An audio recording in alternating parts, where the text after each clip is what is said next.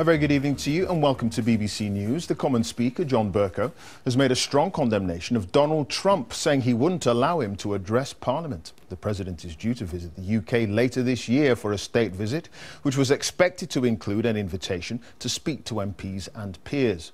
But Mr Bercow told the Commons Mr Trump's views on immigrants and women were unacceptable. I would not wish to issue an invitation to President Trump to speak in the Royal Gallery. And I conclude by saying to the honourable gentleman this: we value our relationship with the United States.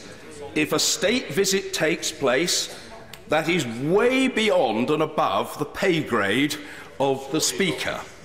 However, as far as this place is concerned, I feel very strongly that our opposition to racism and to sexism and our support for equality before the law and an independent judiciary are hugely important considerations in the House of Commons. Well, President Trump has been addressing military officials in Florida today after another weekend of wrangling over his travel ban on people from 7 mainly Muslim countries entering the US. The president vowed to allow into America only people who want to love our country, but said strong border controls were needed to defeat Islamic terrorism. We will defeat radical Islamic terrorism, and we will not allow it to take root in our country. We're not going to allow it. You've been seeing what's been going on over the last few days. We need strong programs so that people that love us and want to love our country and will end up loving our country are allowed in, not people that want to destroy us and destroy our country. Well, the president also reaffirmed his support for NATO, but said other countries in the alliance must pay their way. We have your back every hour, every day, now and always. That also means getting our allies to pay their fair share. It's been very unfair to us. We strongly support NATO. We only ask that all of the NATO members make their full and proper financial contributions to the NATO alliance, which many of them have not been doing.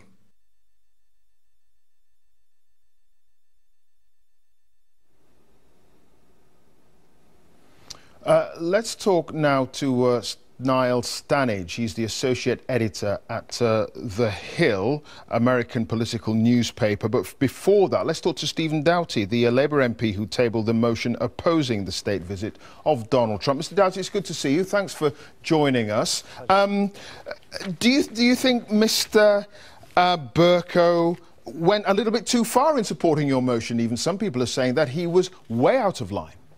No, I don't think he did. He is speaking up for Parliament and the role of our Parliament as a beacon of values and democracy in the world. And I think, given the outrage at the President's comments from across all sides of the House, over 170 MPs had signed my motion. I think he was right to speak up for the standards and principles that we all hold. And it's right not to give that honour to Donald Trump to come and address both houses of Parliament. Sure. He was, in your view, right to withdraw that privilege of speaking to the Commons and to peers, but the language he used in doing so, that's what is upsetting some people. Well, obviously the Speaker is responsible for his own language, and I'm sure he thought a great deal about what he was going to say. He has always been a champion of the principles of liberty and equality and the independence of Parliament and the independence of the judiciary, and for standing up against racism and sexism and homophobia throughout his time as Speaker of the House. And I think he's rightly standing up again for those principles today, not just in terms of his own views, but on behalf of us as an institution, as the British Parliament, and the signal that that sends to the world.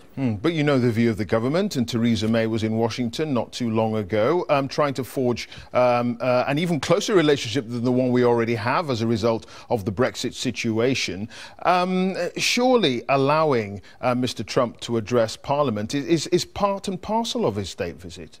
Well, no, it's not. It's a choice about how we decide to honour visitors to this country. I've never suggested that Donald Trump should be banned from visiting the UK, and clearly as our greatest ally and friend, we should be having a close dialogue with his administration and with the President himself. But we choose about who we honour, and we choose to give that honour at Buckingham Palace, the carriage down the Mole, the champagne, and of course that speech at the Houses of Parliament. Let's not forget that Westminster Hall is the place where Nelson Mandela addressed both Houses of Parliament, where Churchill lay in state, and where the Queen has addressed us on numerous occasions on her jubilees.